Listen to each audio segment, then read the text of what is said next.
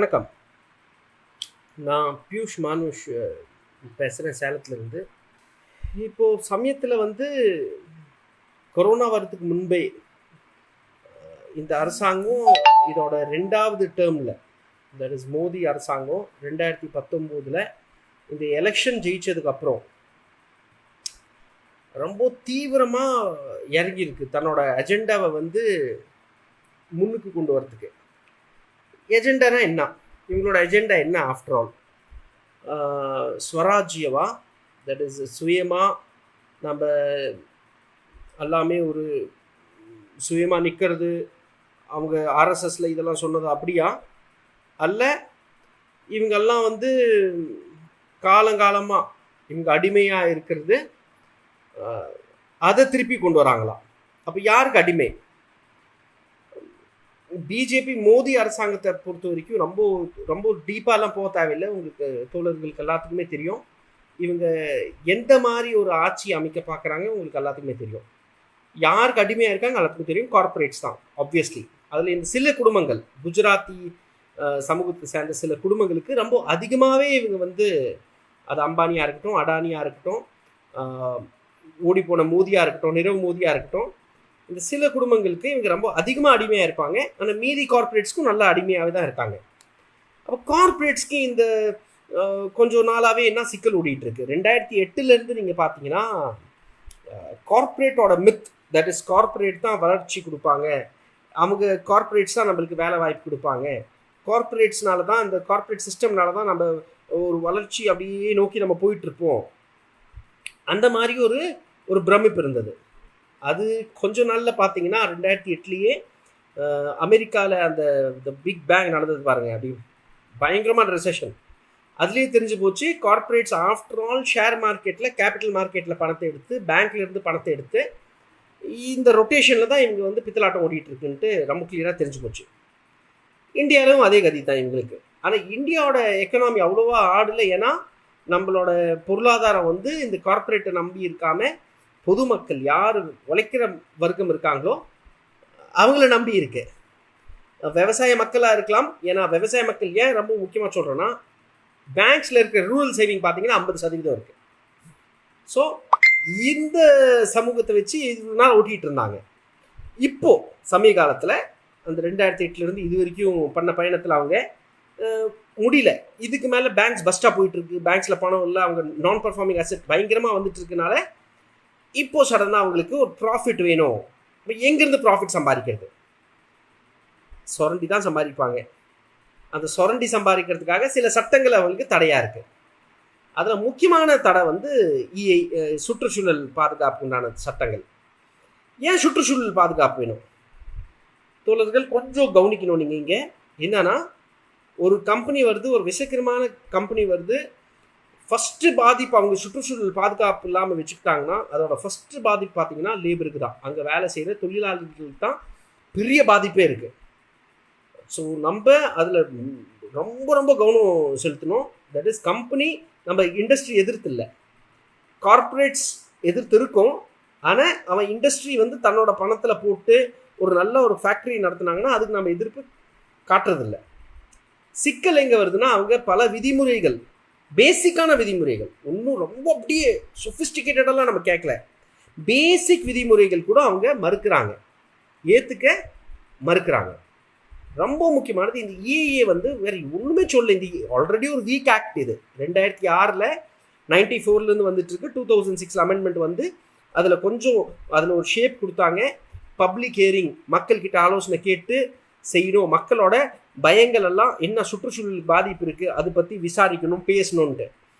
அதில் அந்த சூழலில் பார்த்தீங்கன்னா ஆம்பியன்ட் ஏர் குவாலிட்டி வந்துடும், நம்ம காற்று எவ்வளோ மாசுபடுத்துகிறானோ, ஃபேக்ட்ரிக்குள்ளே ஃபேக்ட்ரிக்கு வெளியே தண்ணி எவ்வளோ கன்சியூம் பண்ணுறாங்களோ, சுற்றி இருக்கிற வட்டாரத்தில் தண்ணி எவ்வளோ எடுத்துக்கிறானோ, தண்ணி எவ்வளோ வெளியே விடுறானோ, இது எல்லாத்தையும் ஒரு கணக்கு கொடுக்கணும்.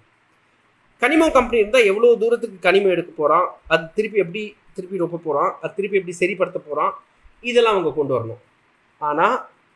ஆனால் இதை கூட அமல்படுத்த முடியல. இந்த பல ஆண்டாக பார்த்துட்ருக்கோம் பல கம்பெனிகள். நான் சேலத்தோட ஒரு உதாரணம் சொல்கிறேன். இங்கே மேக்னசைட் மைனிங் இருக்குது, இங்கே வெள்ளைக்கல் எடுத்துகிட்டு இருப்பாங்க. வெள்ளைக்கல்லுங்கிறது ரொம்ப முக்கியமானது, அந்த தாதுக்காக போகுது, அந்த ஸ்டீல் ஃபேக்ட்ரியில் அந்த ஃபர்னஸ்க்கு பிரிக்ஸ் வைக்கிறதுக்கு இங்கே மேக்னசைட் கல் தான் யூஸ் பண்ணுவாங்க. அந்த மேக்னசைட் கல்லோட மைனிங் ஏரியா பார்த்தீங்கன்னா அனைத்து லேபரையும் இன்றைக்கி தொங்க வச்சுட்டாங்க. சுற்றுச்சூழலும் பாதுகாக்க முடியல, லேபரையும் பாதுகாக்க முடியல. பல லேபருக்கு இப்போ தான் நோய் வந்துட்டுருக்கு.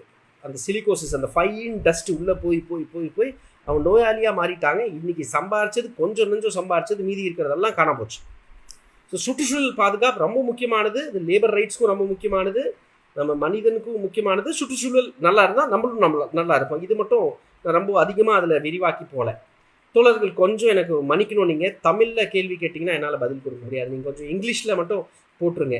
அது கொஞ்சம் அது மன்னிக்கணும். எனக்கு கேள்வி கேட்குறதா இருந்தால் கொஞ்சம் இங்கிலீஷில் போட்டுருங்க. இப்போ என்னென்னா EIA 2020 வந்திருக்கு. EIA 2020க்கும் 2006க்கும் முக்கியமான வித்தியாசங்கள் என்ன இருக்குது, என்ன இங்கே பிரச்சனை வருது? ரொம்ப முக்கியமாக ஸ்ட்ராட்டஜிக் வந்து 2006லேயும் சொல்லியிருந்தாங்க. ஸ்ட்ராட்டஜிக் ப்ராஜெக்ட்டுக்கெல்லாம் சுற்றுச்சூழல் பாதுகாப்பு வந்து கேட்க தேவையில்லை, சுற்றுச்சூழல் பாதுகாப்பில் ரிப்போர்ட் ஃபைல் பண்ண தேவையில்லை, மக்கள்கிட்ட கேட்க தேவையில்லை, முதல்ல சொல்லியிருந்தாங்க. ஆனால் இந்த தடவை ஒரு வித்தியாசம் என்ன இருக்குன்னா, இந்த ஸ்ட்ராட்டஜிக் நேஷ்னல் இம்பார்ட்டன்ஸ் சொல்லி பாரத் மாலா திட்டம், சாகர் மாலா திட்டம், ஸ்மார்ட் சிட்டி ப்ராஜெக்டையும் அதில் சேர்த்திட்டாங்க. ஸோ எதுக்கும் இவங்க வந்து விசாரிக்க மாட்டாங்க, கேட்க மாட்டாங்க, மக்கள்கிட்ட ஒரு கருத்து கேட்பு நடக்க போகிறதில்ல. எஸ்பெஷலி இந்த ஹைவே ப்ராஜெக்டில் வந்துருச்சுன்னா சுற்றுச்சூழல் எப்படி பாதிக்கப்படுது மக்கள்கிட்ட சொல்லுன்னா, அந்த நிலங்கள் எடுக்கிறதுக்கு இப்போ 8 வழி சாலையில் ரொம்ப தெளிவாக பார்த்துட்ருக்கோம். நாங்கள் எந்த சுற்றுச்சூழலுக்கும் நாங்கள் பதில் கொடுக்க தேவையில்லை, நாங்கள் EIA ஃபைல் பண்ண மாட்டோம், எங்களுக்கு நிலத்தை எடுக்க விடுங்கன்ட்டு சொல்கிறாங்க. அதெல்லாம் அப்புறம் பார்த்துக்கலாங்கிறான். நிலத்தை வாங்கினதுக்கப்புறம் பார்த்துக்கிறேங்கிறான். அது எப்படி ஆக போகுது? நிலத்தை பிடுங்கினதுக்கப்புறம் அப்புறம் என்ன நம்ம என்ன பண்ண போகிறோம் அந்த சுற்றுச்சூழல் சட்டத்தை வச்சு? ரொம்ப முக்கியமானது இன்னொரு வந்து பப்ளிக் ஹியரிங் வந்து அந்த அந்த கருத்து கேட்குற கூட்டம் இருக்குது பாருங்கள், அதை அவங்க ஆர்கனைஸே பண்ண தேவையில்லை. ஒரு கிளாஸ் சொல்லுது, இது 83 பக்கம் தான், நீங்கள் இன்டர்நெட்டில் போனீங்கன்னா எடுத்துடலாம். ஆனால் ரொம்ப முக்கியமாக 20வது பேஜில் 8ஆம் நம்பர், அந்த 8ஆம் நம்பர் கிளாஸில் என்ன சொல்கிறான்னா, மக்கள்னால தன்னோட வெளிப்படுத்த முடியாது, தன்னோட ஆதங்கத்தை வெளிப்படுத்த முடியலன்னா கேன்சல் பண்ணிடுங்கிறான். இது எங்கேயும் கேட்டதில்லை. மக்கள்னால தன்னோட ஆதங்கத்தை வெளிப்படுத்த முடியலன்னா நீங்கள் வந்து பாதுகாப்பு கொடுங்க, சூழல் உருவாக்குங்க, அதுக்கு தான் அரசாங்கம் இருக்குது. பட் அது கம்ப்ளீட்டாக மாறி அப்படி பேசுகிறாங்க. அப்புறம் கடல் கரை ஓரமாக இருக்கிறது பாருங்கள், இன்டர்நேஷ்னல் பார்டர்லேருந்து 100 கிலோமீட்டருக்கு எதுவும் கேட்க மாட்டோங்கிறான். இதில் பல மாநிலங்களே போயிடும், பஞ்சாப், மணிப்பூர், நாகாலாண்டெல்லாம். பூவிலின் சவுந்தரராஜன் ரொம்ப அழகாக சொன்னார் அன்றைக்கி ஒரு இன்டர்வியூவில். பல மாநிலங்களே கம்ப்ளீட்டாக போயிடுது. அப்புறம் அங்கே சுற்றுச்சூழல் பாதுகாப்பு எதுவும் கேட்க தேவையில்லை மாதிரி எப்படி வருது? ஸோ தோழர்கள், இதில் வந்து பல பிரச்சனைகள் இருக்குது. வயலேஷன் ரொம்ப முக்கியமாக, ஒரு கார்ப்பரேட் கம்பெனி தப்பு செய்கிறான், தவறு செய்கிறான், ஒரு ரொம்ப மாசுபடுத்துகிறான், அங்கே தொழிலாளர்களுக்கு ரொம்ப ஆபத்து வருதுன்னா அந்த கம்பெனிக்காரர் தான் போய் கம்ப்ளைண்ட் பண்ணணுமா? இது எங்கெங்கே கேள்விப்பட்டிருக்கோம்? கம்பெனிக்காரன் கம்ப்ளைண்ட் பண்ணணுமா, இல்லை கவர்மெண்ட் கம்ப்ளைண்ட் பண்ணலாமா, இல்லை இந்த அதிகாரியும் கம்ப்ளைண்ட் பண்ணலாமா, இல்லை ரெகுலேட்டரி அத்தாரிட்டி யார் இந்த பர்மிஷன் கொடுத்தாங்க அவங்க கம்ப்ளைண்ட் பண்ணலாமா? ஃபஸ்ட் ஹேண்டில் இன்றைக்கி நம்ம கார்பரேட்டும் இந்த கவர்மெண்ட் ஆஃபீஷியலோட நெக்ஸஸ் ரொம்ப கிளியராக நம்மளுக்கு தெரியும். அவங்க எப்படி கூட்டு கலவானீங்க எப்படின்னு நம்மளுக்கு நல்லா தெரியும். இவன் எப்படி கம்ப்ளைண்ட் பண்ணுவான், அவன் மேலே எப்படி கம்ப்ளைண்ட் போடுவான்? ஸோ பல சிக்கல்கள் இருக்குது இந்த சட்டத்தில், பல ஓப்பன் சிக்கல்கள் இருக்குது. மீதி அது ரொம்ப டீட்டெயில்டான டிராஃப்ட்டு, ஆனால் சில பாயிண்ட்ஸ்லேயே அது சாவடிக்குது மக்களை. பப்ளிக் ஹியரிங்கே நடக்க போகிறதில்ல. அப்புறம் ரொம்ப முக்கியமானது இன்னொன்று, நான் ஒரு ஃபேக்ட்ரி ஓப்பன் பண்ணிட்டேன், சட்டங்களுக்கு மதிக்கலை, நான் சுற்றுச்சூழல் இந்த பாதுகாப்பு அந்த விதிமுறையெல்லாம் நான் தடை பிடிக்கல. அப்போ அதுக்கு தண்டனை எவ்வளோ இருக்குன்னா, 2000 ரூபாய் ஒரு நாளைக்கு கொடுக்கணும், இல்லை 5000 ரூபாய், இல்லை 10,000 ரூபாய், ப்ராஜெக்டை பொறுத்து. ஹையஸ்ட்டு 10,000 ரூபாய் ஒரு நாளைக்கு. ஒரு 10,000 ரூபாய்னா 3 லட்சம் ரூபாய் ஒரு மாதத்துக்கு ஒரு பெரிய காசே இல்லைங்க. கனிம கொலை பண்ணிட்டு போயிட்டே இருப்பான், 3 லட்சம் ரூபாய் தான் கட்டிட்டு போயிடுவான். அதுவும் ரொம்ப நாள் கழித்து நிரூபிச்சா அவன் வந்து தப்பு செஞ்சுருக்காங்கிறது. கார்பரேட் தப்பெல்லாம் ஒத்துக்கிறதே இல்லை. நாங்கள் ஒரு சடையன் கவுண்டரோட கேஸ் ஒன்று, பாதரசத்தை வந்து அள்ள சொல்லுவாங்க கெம்ப்ளாஸ்டில், கையால் அள்ளிட்டு இருந்தார் மனுஷன். அந்த மெர்க்குரி வந்து சிந்திரும் கீழே, அப்போ அந்த மெர்க்குரியை வந்து கையில் அள்ளி அள்ளி போட்டுட்ருப்பார். அவருக்கு வந்து கொஞ்ச நாளில் கை காலெலாம் பெண்டாக ஆரம்பிச்சிருச்சு, நியூராலஜிக்கல் ப்ராப்ளம்ஸ் கொடுக்கும், பாதரசத்தில் அந்த தன்மை இருக்குது. எங்கள் கம்பெனியில் வேலை செஞ்சே நடக்கலைன்ட்டான். இது லெப்ரசி பேஷண்ட், இவர் மேலே தான் தப்புன்ட்டு கம்பெனிக்காரன் இது வரைக்கும் ESI எங்களால் வாங்கி கொடுக்க முடியல அவருக்கு. ரொம்ப பாவமான ஒரு கொடூரமான ஒரு கார்ப்பரேட் சிஸ்டமில் இருக்கோம். அது இன்னும் அதிகமாக கொடூரமாக்குறது வந்து இந்த பிஜேபி அரசாங்கம் EAA 2020. ஸோ திருப்பியும் வந்து இன்னொரு என்ன விஷயம்னா, ரொம்ப நிறையா பேசுறது வந்து இது வந்து சுற்றுச்சூழல் பேசிகிட்டே இருக்க முடியாதுல்ல, டெவலப்மெண்ட் நோக்கி போகணும், வேலை வாய்ப்பு இல்லை, நாங்கள் வேலை வாய்ப்பு கொடுக்க போகிறோம். தோழர்கள், இண்டஸ்ட்ரி வந்து வேலை எவ்வளோ வாய்ப்பு கொடுத்துருக்குன்னா, இப்போ ஆர்கனைஸ் செக்டர் சொல்கிறேன் நான். ஆர்கனைஸ்டு செக்டர்னா கவர்மெண்ட்டும் ப்ரைவேட்டும் ரெண்டு பேரும் இஎஸ்ஐ கொடுக்கறது, பிஎஃப் கொடுக்கறது, மக்களுக்கு இன்கம் டேக்ஸ் கட் பண்ணிக்குவாங்கல்ல, அந்த வேலை வாய்ப்பெல்லாம் சொல்கிறோம். அது கணக்கெடுத்து பார்த்தோன்னா சென்ட்ரல், ஸ்டேட் அண்ட் ப்ரைவேட் இந்த 3 பேரும் சேர்த்தணும்னா வெறும் 3 கோடி மக்களுக்கு தான் வேலை வாய்ப்பு இருக்குது நம்ம நாட்டில். இது 2000 இந்த ஃபிகர் வந்து ஒன்றும் பெருசாக குறைஞ்ச மாதிரி இல்லை. 2 கோடி 75 லட்சம் இருந்தது. இன்னும் கொஞ்சம் தான் ஏறி இருக்கு. இன்ஃபேக்ட் கவர்மெண்ட் தன்னோட வேலை கொடுக்குற வேலையை வந்து ரொம்ப ரொம்ப குறைச்சிட்டாங்க.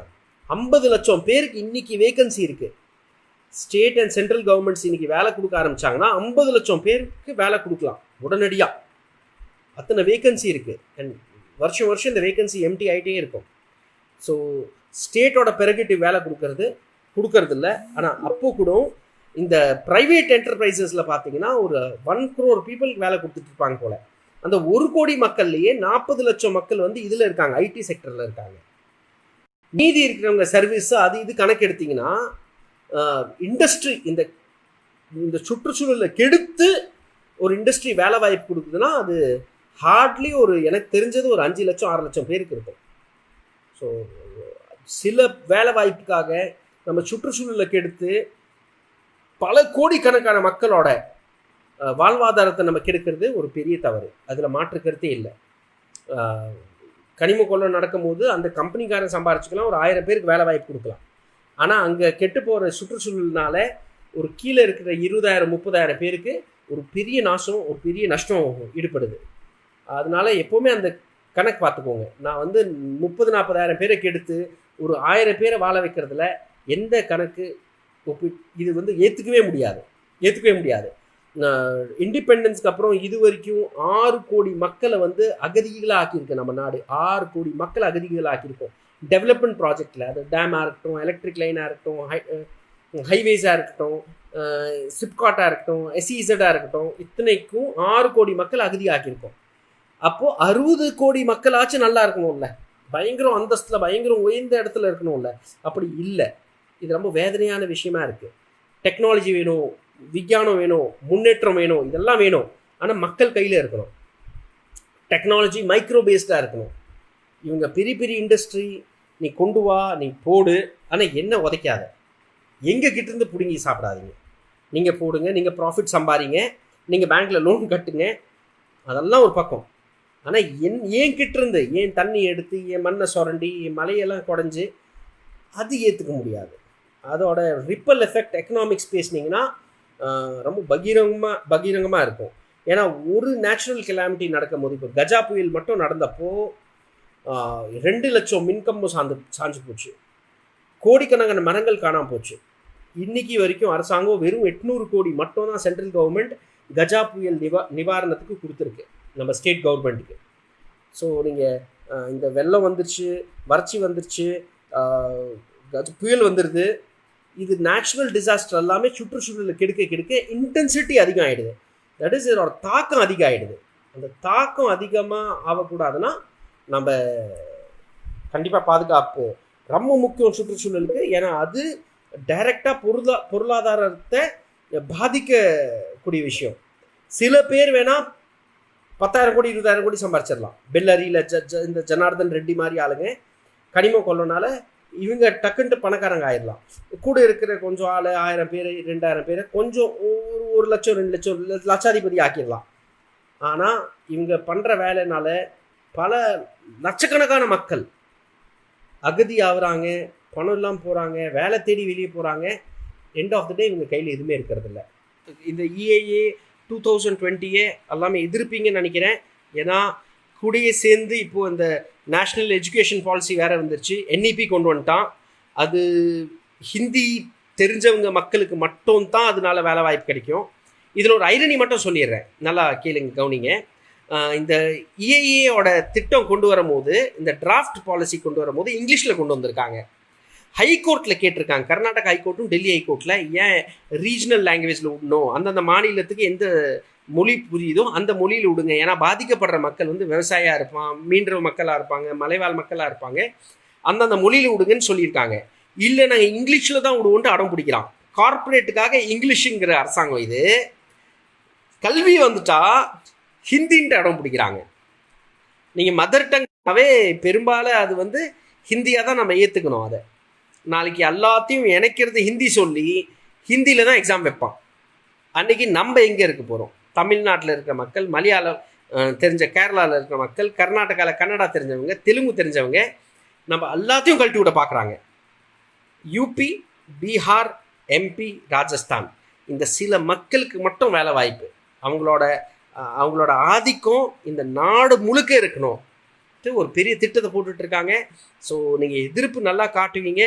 Obviously communist party of India, CPM கிட்ட நான் சொல்ல தேவையில்லை, நான் உங்ககிட்ட கற்றுக்கிறேன். அந்த எதிர்ப்பான இந்த சுற்றுச்சூழலுக்காக ரொம்ப ரொம்ப தீவிரமாக காட்டுங்க. இல்லாட்டி அனைத்தையும் அழிச்சிடுவாங்க. அண்ட் ரொம்ப சீக்கிரமாக அழிச்சிட்ருக்காங்க. இது நம்ம உணரணும்.